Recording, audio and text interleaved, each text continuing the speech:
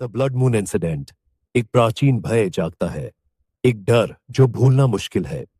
आज की रात, जब दुनिया एक भयानक लाल रंग में रंगी है, किंवदंतियां बताती हैं कि एक ऐसा समय था जब हमारी दुनिया और अज्ञात के बीच की रेखा धुंधली हो जाती थी। स्वागत है रक्तचंद्र उदय में। भारतीय लोक कथाओं में रक्तचंद्र केवल एक खगोलीय घटना नहीं है, बल्कि एक चेतावनी है। काल और संस्कृतियों के पार यह माना जाता है कि जब चंद्रमा खून बहता है, तब आत्माएं स्वतंत्र रूप से घूमती हैं, खोई हुई आत्माओं का शिकार करती है। यह केवल मिथक नहीं है, खगोलीय कुछ लोग कहते हैं, बल्कि एक चेतावनी है। काल और संस्कृतियों के पार यह माना जाता है कि जब चंद्रमा खून बहता है, तब आत्माएं स्वतंत्र रूप से घूमती हैं, खोई हुई आत्माओं का शिकार करती हैं।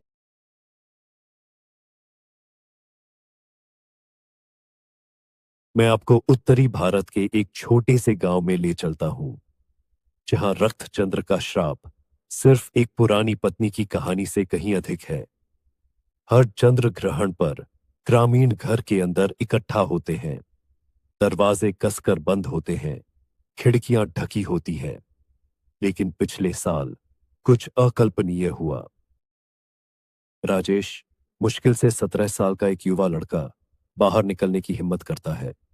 वह हमेशा संशयी रहा था, बड़ों की चेतावनियों पर हंसता था। लेकिन जब वह उस खून लाल आकाश के नीचे अकेले खेतों में घूम रहा था, तो उसे एक उपस्थिति महसूस होने लगी। एक ठंडा रेंगने वाला एहसास, जिसने उसके शरीर के हर बाल को खड़ा कर दिया। कहते हैं कि राजेश ने फुसफुसाते सुने आवाजें जो उसे जंगल की ओर ले गईं। अनिच्छा से वह छाया की ओर बढ़ा, जैसे कि कुछ और उसका मार्गदर्शन कर रहा था।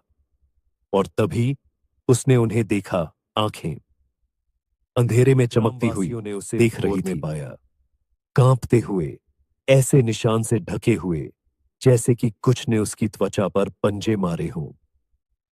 उस रात के बाद से उसने कभी एक शब्द नहीं बोला। लोग मानते हैं कि रक्तचंद्र में आत्माएं होती हैं और यह अज्ञात के द्वार खोलता है। यह एक ऐसी रात है जब मृतकों की फुसफुसाहट हवा में गूंजती है, और जो लोग पुरानी परंपराओं का अपमान करते हैं, उन्हें कीमत चुकानी पड़ती है।